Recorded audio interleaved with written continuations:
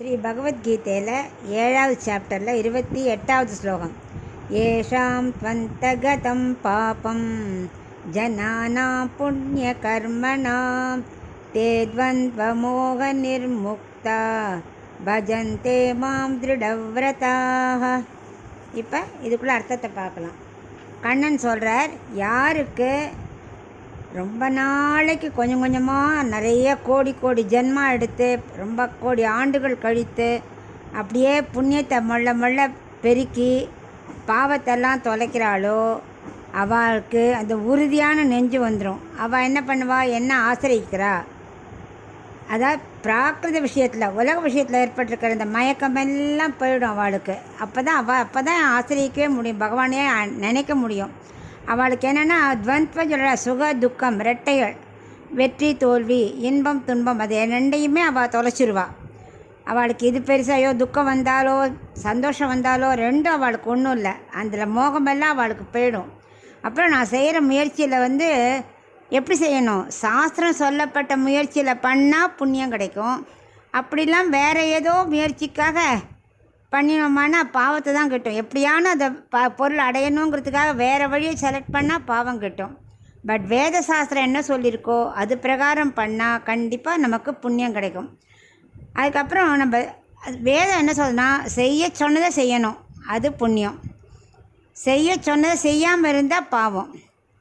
சொன்னதை செய்யாட்டாலும் பாவம், செஞ்சால் புண்ணியம். அதில் ரொம்ப கேர்ஃபுல்லாக இருக்கணும். வேதத்தை தான் ஃபாலோ பண்ணணும். இப்போல்லாம் என்னென்னா ரொம்ப கஷ்டப்படவே வேண்டாம். எத்தனை ஜென்மம் எடுக்கிறத விட சரணாகதி அடைஞ்சிட்டா போகிறோம். அதான் எளிதான வழி. சரணாகதினாலும் சாஸ்திரம் சொன்னபடி சரணாகதி அடையணும், அது ரொம்ப முக்கியம். நம்ம வஸ்துகிட்ட நம்ம மனம் போச்சுன்னா, நல்ல வஸ்துகிட்ட போச்சுன்னா சத்வகுணம் வளரும். அதுவே மனசு வேறு ஏதாவது வஸ்துக்கிட்ட போச்சுன்னா மறுபடியும் பாவந்தான். ராஜசகுணமும் தாமசகுணம் வளர்ந்து பாவந்தான் வரும். இதுக்கு எக்ஸாம்பிள் யாருன்னா ஜடவரதர். அவர் கோடியாண்டு ஆண்டவர் தான், நிறைய புண்ணியம் பண்ணவர் தான்.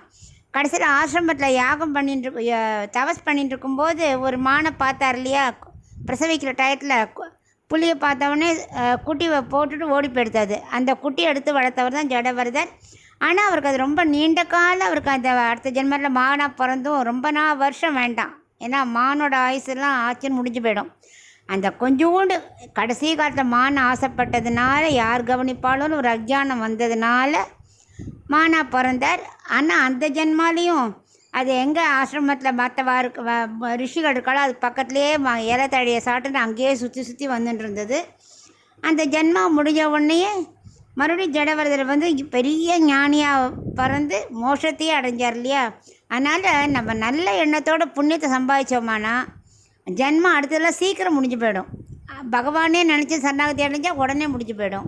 அதனால் நம்ம மனசு எப்போவுமே நல்ல காரியத்தை பற்றியுமே சிந்திக்கணும். பகவானுக்கு எது பிடிக்குமோ அதை மட்டுமே செய்யணும். வேத சாஸ்திரம் என்ன சொல்லியிருக்கோ அது பிரகாரம் செய்யணுங்கிறத இந்த 28வது ஸ்லோகத்தோட அர்த்தம்.